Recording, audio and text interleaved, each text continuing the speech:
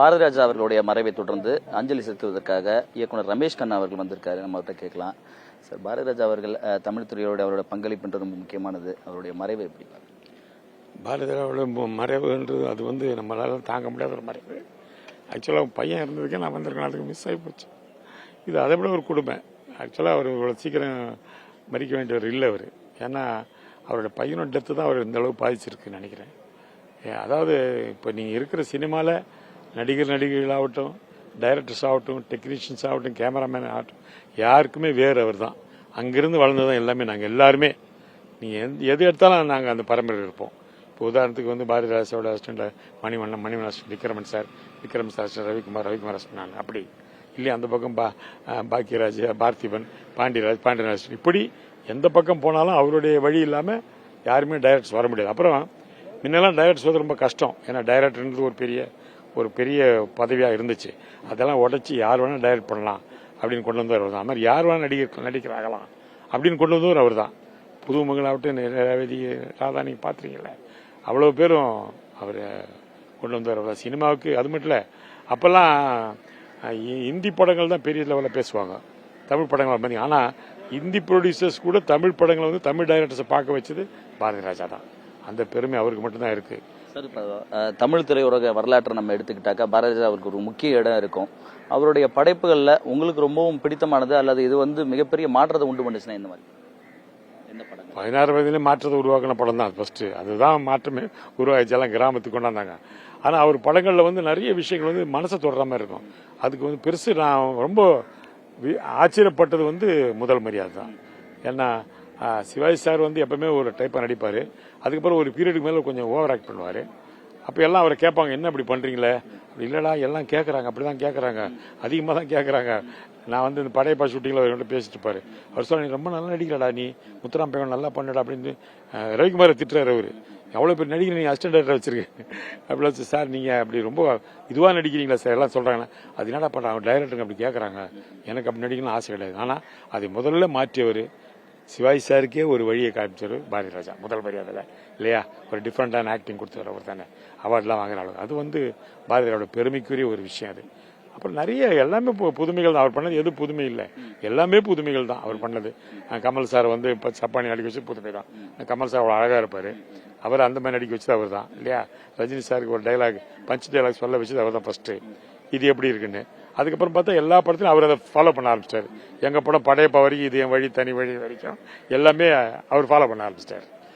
பாரதிராஜா அவர்களை குறிப்பிட்டு சொல்லணும்னாக்கா, இயக்குநர்கள் இதில் புதிய புதிய ஆட்களுக்கு புதிய புதிய கேரக்டர்கள், அதே மாதிரி கிராமத்தில் சார்ந்த கேரக்டர்களை கொண்டு வந்தது. இதில் எந்த மாதிரியான ஒரு மாற்றத்தை உண்டு பண்ணியிருக்காரு நீங்கள்? அதான் அதுக்கு முன்னாடி எல்லாமே செட்டில் தான் ஷூட்டிங் நடக்கும். வெளியெல்லாம் ஷூட்டிங், அவுட்டோர் ஷூட்டிங் நடக்காது. இவர் மொத்தமாக அவுட்டோர் கொண்டு போயிட்டார்ல, எல்லாத்தையும் செட்டே இல்லையே, எல்லாம் குடிச்சா வீடு எங்கே இருந்தாலும் எங்கே வேணா எடுக்கலாம் ஷூட்டிங்கிற மாதிரி அது கொண்டு வந்துரு அவர் தானே. முதல்ல கிராமத்தை உள்ள சினிமாக்குள்ளே கொண்டு வந்துட்டாரு. அதனால இப்போ ராதிகாலாம் பார்த்தீங்கன்னா அவங்க லண்டனில் படித்தவங்க, அவங்களுக்கு இங்கிலீஷே தான் வரும், தமிழ் பெருசாக வராது. அவங்கள கிழக்க பொறியியல் படத்தில் இன்ட்ரோடியூஸ் பண்ணி சரியான கிராமத்து பண்ண காமிச்சிருப்பார்ல, அது அவரால் மட்டும்தான் முடியும்.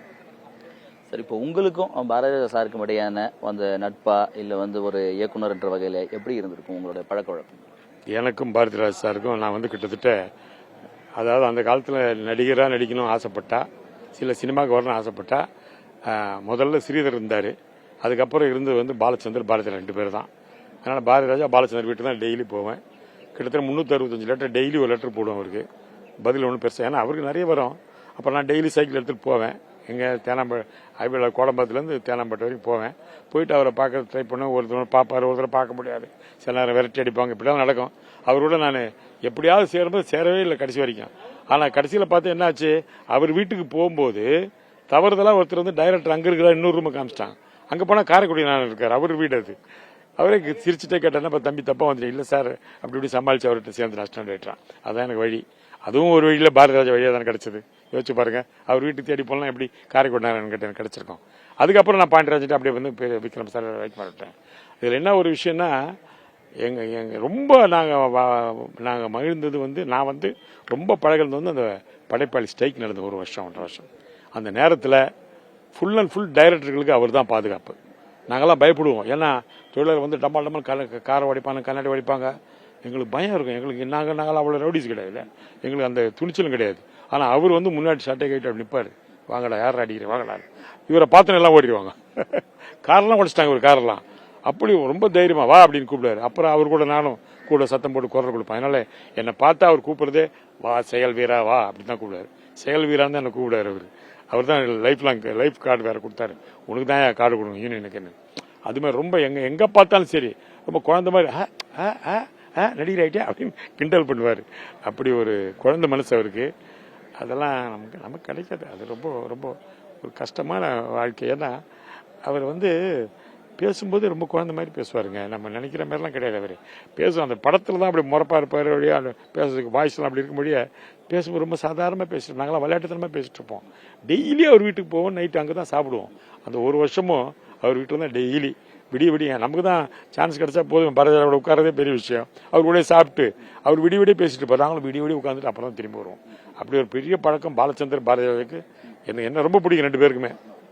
ஏன்னா பாரதிராஜா பாலச்சந்தர் ரெண்டு பேர் அந்த யூனியன் ஆரம்பிக்கும் போது பாலச்சந்தர் சொல்றாரு, பாரதி நீ தான் தலைவனா இருக்கணும். இல்ல சார் நீங்க தான் தலைவர். ரெண்டு பேரும் தகராறு. பாரதிராஜா தலைவர் ஆகணும், இவர் பாலச்சந்தர் தலைவர் ஆகணும். இது பிரச்சனை நடந்துட்டே இருக்கு. நான் தாங்க அனௌன்சர். வாங்க எல்லாம் ரெடி வாங்க, கூட்டம் ரெடி எல்லாம் வாங்க. நான் தான் கூப்பிடுறது எல்லாருமே. நான் கலகலப்பா இருக்கேன். நான் இருக்கிற இடம்லாம் நேராக போனேன். எல்லாம் சார் நீங்க நான் ஊன் எல்லாம் ஆளாளு நீங்க பண்ணுங்க. நீங்க முடியாதுன்றாரு பாலச்சந்தர். நான் எல்லாம் சைலண்டா இருக்கப்பா, கொஞ்ச நேரம் அமைதியா இருங்க எல்லாரும், யாரும் பேசாதீங்க, நான் பேசுறேன். பாரதிராஜா பார்த்து பாலச்சந்தர் பார்த்து சார் நீங்க தான் தலைவர், அவர் தான் செயலாளர், வாங்கப்பா முடிஞ்சிச்சு வாங்க மேட்ரு முடிஞ்சிச்சு. டே இருறானா போங்க கிளம்பி. அப்படிலாம் ரொம்ப அன்பா பேச. அதில் பாலச்சந்திரன் டிஸ்கஷன்லாம் கூப்பிட்டாரு. ரொம்ப தைரியமா பேசுறாடா நீ. பாரதிராஜாக்கு ரொம்ப பிடிக்கும் சார். அதுலயும் குறிப்பா அவருடைய அந்த வாய்ஸ், அவருடைய அந்த குரல்ன்றது ரொம்ப யாருக்குமே கிடைக்காத ஒரு இனிய தமிழ் மக்கள் என்ன அடிக்கிறாங்கள கிளாப்ஸ். கலைஞருக்கு ஒரு இது இருக்குல்ல, உடன்பிறப்புகளேன்னு ஒரு அடிச்சாங்க கிளாப். எம்ஜிஆருக்கு ரத்தத்தின் ரத்தமே. அது நான் அவர்கிட்ட சொல்லியிருக்கேன். 3 வேர்டு தான் சார் தமிழ்நாட்டில் கலகம். ஒன்னு கலைஞர் சொல்லுவாரு, என் உயிரிலும் மேலான உடன்பிறப்பேன். அது பெருசா சொன்ன உடனே கை தட்டுவாங்க. மீட்டிங் பேச ஆரம்பிச்சு முதல்ல அதை சொல்லுவாரு. அதுக்காக வெயிட் பண்ணுவாங்க தொண்டர்கள். சொன்ன கை தட்டுவாங்க. அதே மாதிரி எம்ஜிஆர் என் ரத்தத்தின் ரத்தமே, அதுக்கு ஒண்ணு கை தட்டிடுவாங்க. அதே மாதிரி இப்ப ஆரம்பிச்சுக்க விஜய் நெஞ்சில் குடி இருக்குன்னு. அதுக்கு அடுத்து பாரதிராஜா தான் என் இனிய தமிழ் கை காட்டும் அடிச்சுனா கிளாப்ஸ். அந்த வார்த்தைகளுக்கு அவ்வளவு வைப்ரேஷன் இருக்கு. பாரதிராஜா அவர்கள் மறைவு தொடர்ந்து நீங்க கண்கணக்கில் பார்த்தோம். அதே நேரத்தில் அவரோட பழகினது, அவருடைய பயணிச்ச அந்த பயணங்களை சொல்லும்போது உங்க மனசுல இருந்த அந்த ஒவ்வொரு இதையும் வெளிப்பட்டதை பார்த்தோம். ஒரு கிஃப்ட், காட்ஸ் கிஃப்ட். ஏன்னா அவரை பார்ப்பதற்கே நமக்கு கிடைக்கல. அவரோட இருந்து பேசி சாப்பிட்டு பழகிறதுக்கான வாய்ப்பு கிடைச்சது கடவுளுடைய கிருபை தான் சொல்லணும். பாரதிராஜா அவருடைய மறைவை தொடர்ந்து அவரோடு இருந்த காலகட்டம் குறித்தும் அவருடைய பயணங்கள் குறித்தும் புதிய தலைமுறையோடு ரமேஷ் கண்ணா அவர்கள் பகிர்ந்திருக்கிறார். புதிய தலைமுறைக்காக ஒளிப்பதிவு ஐயப்பனுடன் சுரேஷ்குமார்.